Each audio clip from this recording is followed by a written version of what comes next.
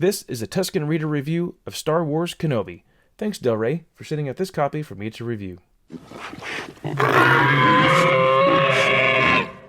It's the new trade paperback size. It's got new cover art on the front. Looks like a painting. Young Kenobi, as you'd see him from Revenge of the Sith.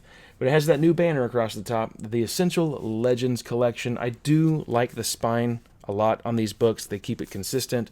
It looks great. But there is a flaw with these books. I didn't notice it in the first couple waves, but the cover does not actually cover all the pages. Like, you could see the page when you look at the front of the book, which is weird. It's too short. They need to fix that. I need to look back at my other books to see if they had this flaw, but I just don't recall them having that. But let's go ahead and get into this review.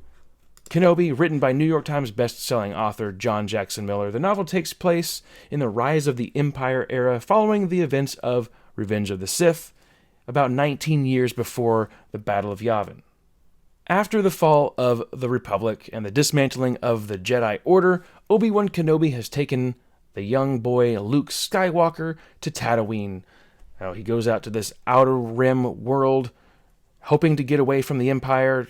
He's trying not to draw attention to himself, which is going to be kind of tough. I mean, he was a Jedi Knight. Now he's just got to go hide on a desert planet. Tusken Raiders roam the desert of Tatooine, so there is a danger out in the desert. They view the settlers in the Jutland wastes as parasites that need to be removed. The leader of one tribe of the Tusken Raiders, Ayark, is determined to rid the land of the disgusting settlers. This particular Tusken stands out among the rest and is known to the settlers as Plug-Eye. There's a little gem or crystal at the end of the metal shaft that covers their eye, and it glistens when the sun hits it. So that's why they give it the name Plug-Eye, and one eye is plugged. But the Tusken Raiders would often attack settlements and homes in the desert, looting resources that they found useful. The people in the area had created this thing called the Settler's Call, which is an alert system that would bring the people together to go out and defend the victims of the Tusken Raiders. In this story, the settlers of the Pika Oasis must defend their lives and their livelihood, most of them moisture farmers out in the middle of the desert. They can't just call the military or the police because they're out in the middle of the desert. Let's talk about a few characters. John Jackson Miller did a great job with characters that we do know, which the only one in this story is Kenobi, but he also does an outstanding job creating new characters.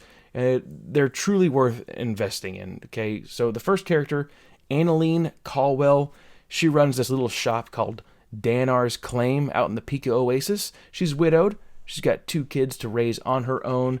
Their ages 16 and 17. Her husband, sadly, had passed away nearly 8 years prior to this tale. However, Annalene is not truly alone. Her deceased husband's best friend, Oren, is still around and does a pretty good job of keeping an eye out for the family and many others around the Pika Oasis. Annalene, she does her best to raise her kids right and has a pretty good sense of humor. She's very protective of her family and her property. The next character I would like to talk about is Ayark, the Tusken Reader, Tusken Leader.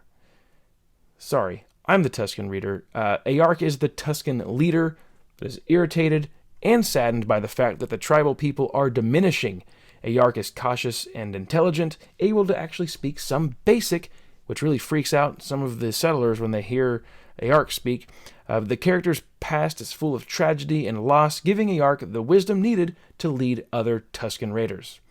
And then we finally get to Kenobi, who is adjusting to life outside the Jedi Order. His new life mission is to stay hidden and keep watch over the boy that he hopes will truly bring balance to the Force, the son of Anakin Skywalker. Now, he's cautious of everything, which is wise. He does have a bit of a paranoia, which raises curiosity with those that he interacts with in town, or at Danar's Claim. He goes there quite a bit. Kenobi, he's always at the right place at the wrong time, which is pretty humorous. He gets this reputation, he's the troublemaker. Here comes Ben, trouble follows. But John Jackson Miller did an excellent job writing Kenobi. Really, truly felt like the character that we knew from the films. So let's get into what I thought about this book. I really enjoyed it. I enjoyed it a lot, actually. It was very interesting to see Kenobi out of his element, trying to make a living out in the galaxy with common folks. Kenobi's interaction with Annalene was always very entertaining. It's obvious that there was an attraction between the two. However, Ben, he holds on to that oath with the Jedi Order, which forbids attachment, which I found kind of strange. It's like, you're trying to make a new life for yourself. Don't be this lonely weirdo hermit out there by yourself. Get a family. Why not? You can still keep an eye on the kid, but also, and then you have to explain, like, hey, I got to go watch this strange kid, and that could cause, other issues with someone in a relationship. So this book actually has quite a few cool surprises in it. I'm not going to get into what those are because I like to keep things spoiler free, and you get to experience those things when you read the book. But the story would have some really nice, light-hearted moments, but then it would get into some really dark places. And I would say that John Jackson Miller really gave a good balance of evoking particular emotions whenever they were called for. So he did a really good job with that. But he also touches on familiar story points, such as the Lars family and that event that took place in Attack of the Clones when Shmi was taken, which was really cool with that is you get more of that with the Star Wars Attack of the Clones novelization, with more details about Shmi being taken and the hunt where people are trying to go find her. You get a lot more of that in the novelization than you do in the film, which we'll get into that novelization review sometime soon. But that really does define like the expanded universe. It really connects a lot of things together very well. So it's cool that the book ties in with events to Attack of the Clones of the novelization more so than it does with the film. There are segments placed in between certain chapters called meditation segments, and those were really cool. I liked those. It was emotional seeing Kenobi reaching out to his old master Qui-Gon Jinn, trying to commune with him out there alone in the desert. And that's also where he kind of gets this reputation of crazy old Ben. He's out there in his hut talking to himself. What a weirdo. But very emotional points were made during those segments. He's lonely, wants to talk to his master, try to get some insight to the Force, to what's going on in the galaxy, but he's so alone. Overall, though, the story was excellent. It's gritty. It contains some really dark moments, like I said, but also has some really light moments, some good humor sprinkled throughout. Toward the end, I found some of the elements a little bit strange. One character's wrap-up actually feels very Twilight Zone-ish. It feels like I've seen that ending in a Twilight Zone episode. I haven't, but it really reminds me of Twilight Zone, which could be really cool for some people and might be weird for others, but I'm going to recommend that you pick up this book. It's an excellent Star Wars Expanded Universe book. It ties into other media.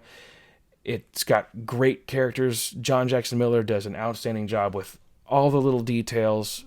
It's a very fun book. I'm going to give it an A+. Go pick up this book as soon as you can.